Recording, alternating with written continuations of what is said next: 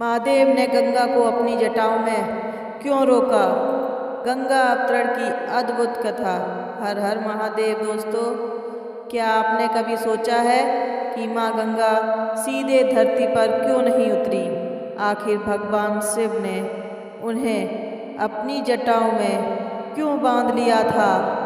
इसके पीछे एक ऐसी कथा है जिसमें राजा भागीरथ की तपस्या, देवताओं की चिंता और महादेव की करुणा तीनों का अद्भुत संगम है।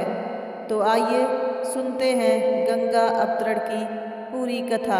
तो आप लोग वीडियो के अंत तक जरूर बने रहें। हर हर महादेव। तो चलिए शुरू करते हैं अध्याय 1।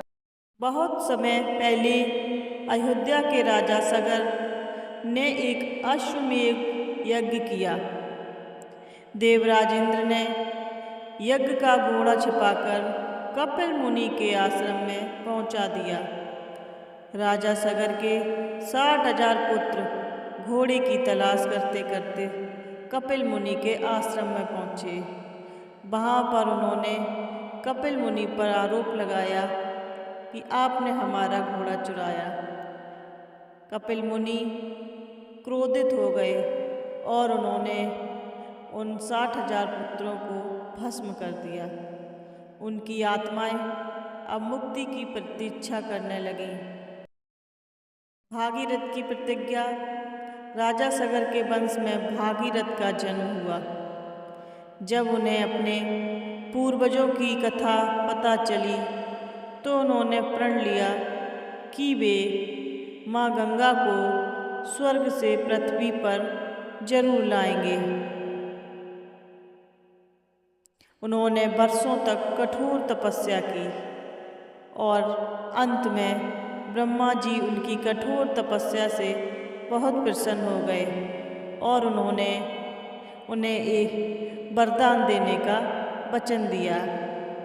लेकिन ब्रह्मा जी ने भागीरथ के सामने एक शर्त रख दी। वह शर्त क्या थी? तो ब्रह्मा जी बोले, गंगा पृथ्वी पर उतर सकती है, लेकिन उनका वेग इतना प्रचंड होगा कि धरती उसे सह नहीं पाएगी। तब उन्होंने केवल एक ही भगवान का नाम लिया कि वो ही है महादेव भगवान शिव, जो इस वेग को संभाल सकते हैं। फिर भागीरथ ने महादेव की कठोर तपस्या करना शुरू किया।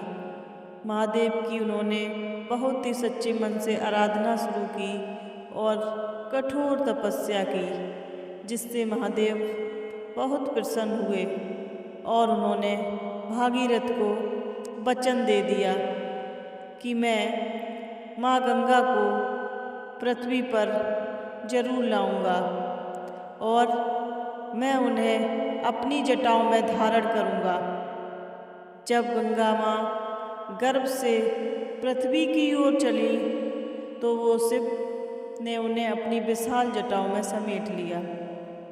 गंगा को अपनी भूल का एहसास हुआ और यहीं से शुरू हुई गंगा पर माँ का पृथ्वी पर अवतरण।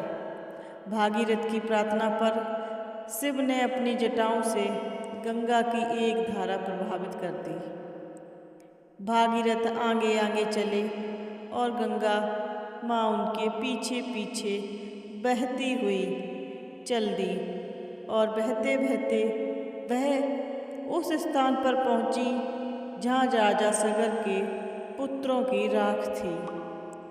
गंगा के स्पर्श से उन्हें मोक्ष प्राप्त हुआ। तभी से माँ गंगा को भागीरथी भी कहा जाता है। अब दोस्तों, अब आपको पता चला कि माँ गंगा का एक नाम भागीरथी क्यों है। क्योंकि माँ गंगा को पृथ्वी पर लाने वाले सिर्फ भागीरथी ही हैं, इसीलिए उनका नाम भागीरथ पड़ा। तो इस कथा से हमें क्या शिक्षा मिलती है, हम आपको बताएंगे। इस कथा से हमें शिक्षा मिलती है कि धैर्य और तपस्या से असंभव चीज़ें भी संभव हो जाती हैं और अहंकार का अंत गुस्से से नहीं बल्कि विनम्रता से होता है।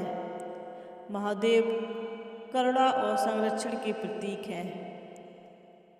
तो दोस्तों, हमें कभी भी अहंकार नहीं करना चाहिए और किसी भी कार्य को धैर्य से करना चाहिए।